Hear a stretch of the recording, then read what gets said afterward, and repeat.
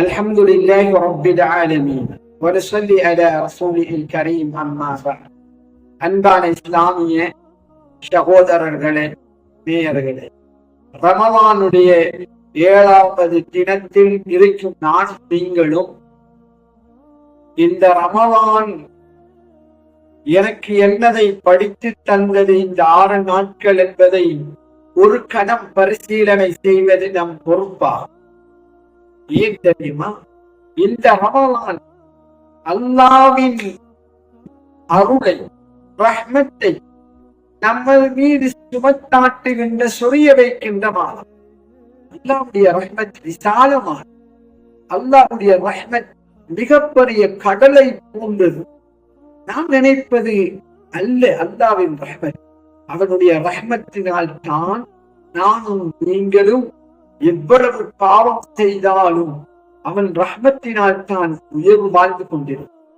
அவன் மன்னிப்பதனால் தான், நம்மளை அல்லாஹ் கண்டு கொள்ளாததனால் தான், நம் செயல்கள் மூலமாக, நம் பாவங்களின் மூலமாக அவனுடைய இரக்கம் என் அடியான் இன்று செய்யும் பாவத்தை நாளை செய்ய மாட்டான், என்னிடம் வந்து விடுவான். இஸ்திக்ஃபாரின் மூலமாக, தௌபாவின் மூலமாக, பாவ மீட்சியின் மூலமாக என்னை தொடருவான் என்ற ஆதரவு வைத்து நம்மளை மன்னித்துக் கொண்டே இருக்கிறான்.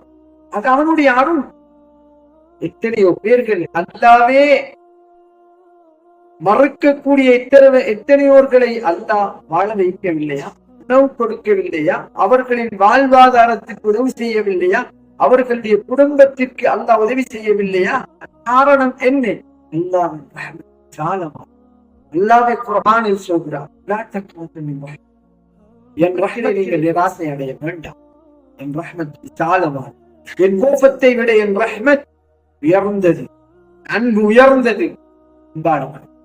இந்த ரஹ்மத்தான அவனுடைய அன்பை பெறும் மாதம், அவனின் அன்பின் பக்கம் நெருக்கம் கொள்ளும் மாதம், அவன் அன்பை தேடி அலையும் மாதம், அவன் பக்கம் நெருங்கி அவனுடைய அருளை, அன்பை, அவனுடைய ரஹ்மத்தை தேடும் மாதமாக அல்லாஹ் தந்திருக்கிறார். ஒரு கணமேனும் மறந்து விடாதீர்கள். என் ரப்பு எனக்கு சந்தர்ப்பம் இது. அவன் எனக்கு கொடுத்த ரஹ்மத்தான சந்தர்ப்பம். இது ஒரு பெரிய ஒரு நிஅமத். சென்ற வருடத்தில் இருந்தவர் இந்த வருடத்தில் காணவில்லையே. சென்ற வருடத்தில் நம்மோடு உறவாடிய, நம்மோடு இஃப்தார் செய்து, நம்மோடு பள்ளியில் தராவீஹில் ஈடுபட்டவர்கள் நடையில் வாழ்கிறார்கள்.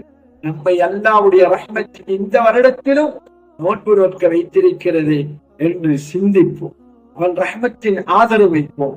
அந்த ரஹ்மத்தை அடைவதற்காக எத்தனைகள் சிரமங்கள் மேற்கொண்டாலும் அவன் ரஹ்மத்திற்காகவே வாடி வதங்கி அவனிடம் கெஞ்சி அழுது அவன் ரஹ்மத்தை அடைவோம். அல்லாஹ் நம் அனைவரையும் இந்த ரமலானில் அவன் கொண்டு வந்த ரஹ்மத்தை அடைந்த கூட்டத்தில் ஆக்கி அருள் புரிவானாக. وآخر دعوانا أن الحمد لله رب العالمين والسلام عليكم ورحمة الله وبركاته.